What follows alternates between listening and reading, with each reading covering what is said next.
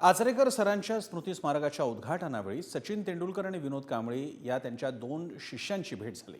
यानंतर विनोद कांबळी पुन्हा एकदा चर्चेत आला। आता त्याला मदत करण्याची तयारीही काही क्रिकेटर्सनी दर्शवली आहे। मात्र एकच अट आहे की गुरु शिष्य असलेल्या या दोघांची अवस्था इतकी टोकाची कशामुळे झाली आणि विनोद कांबळीच्या बाबतीत कोणती अट मदत करण्यासाठी ज्येष्ठ क्रिकेटपटूंनी ठेवली, पाहूयात या रिपोर्टमधून।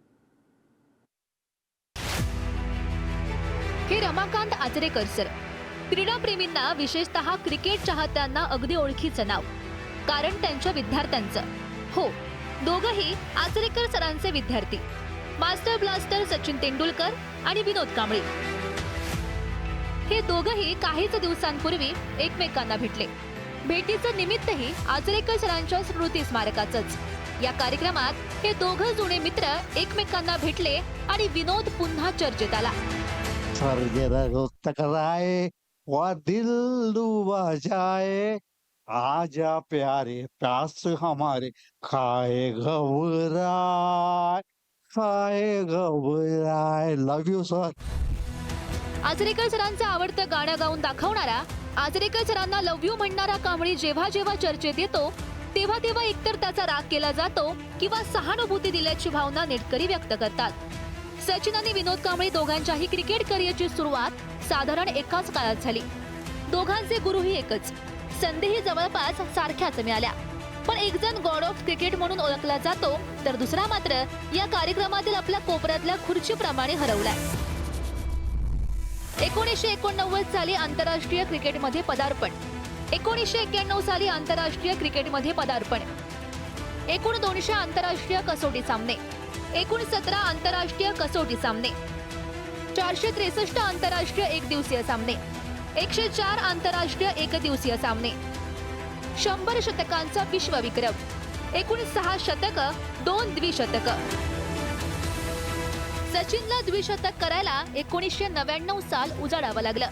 तोच रेकॉर्ड एकाच वर्षात दोनदा विनोद कांबळीनं 1993 सालीच केला होता।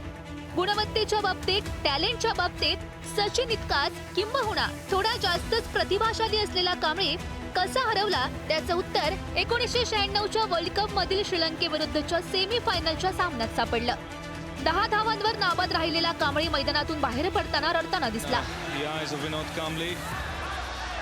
He knew that he was only a step away from a World Cup final, but he'll have to live another day to see that occasion. या पराभवाचा दोष कांबळीला, त्याच्या लाईफस्टाईलला, त्याच्या फॅशनला, त्याच्या कानातल्या बाळीला गेला। यानंतर कांबळी कधी फिटनेसच्या कारणानं तर कधी फॉर्म नसल्यामुळे संघामध्ये स्थान मिळवू शकला नाही, तर गांगुली, द्रविड यांच्यासारख्या नव्या दमाच्या खेळाडूंसमोर त्याचा निभावही लागला नाही आणि कांबळी क्रिकेटच्या दुनियेतून खेळाडू म्हणून दूर होत गेला तो कायमचाच। यानंतर त्यानं अभिनेता, कोच, राजकारणी अशा वेगवेगळ्या भूमिकेत जाऊन पाहिलं, पण विनोद कांबळी आणि त्याचं करिअर सावरलं नाहीच। आता आचरेकर सरांच्या स्मृती स्मारकाच्या अनावरणावेळीचा हा व्हिडिओ समोर आल्यानंतर कांबळीला आर्थिक मदत करण्यासाठी क्रिकेटर्स पुढे येऊ लागलेत। 1983चा विश्वचषक विजेत्या संघातील बलविंदर सिंग सिंधू याने दिलेल्या माहितीनुसार कपिल देवने मला स्पष्टपणे सांगितलंय की जर त्याला रिहॅब सेंटरमध्ये जायचं असेल तर आम्ही त्याला आर्थिक मदत करण्यास तयार आहोत। कितीही काळ उपचार चालणार असतील तरीही त्याला मदत करण्याची आमची तयारी आहे। आता विनोद कांबळीला मदत करण्यासाठी हात पुढे येतायत। एकाच गुरुच्या 2 शिष्यांची ही भिन्न अवस्था परिश्रम, शिस्त आणि सातत्याच्या अभावामुळे असल्याचं क्रिकेट प्रेमी आजही सांगतात।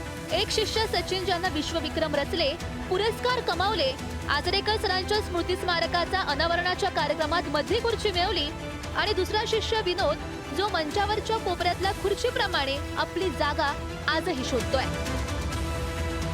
ब्युरो रिपोर्टसह विक्रांत शिंदे, पुढारी न्यूज।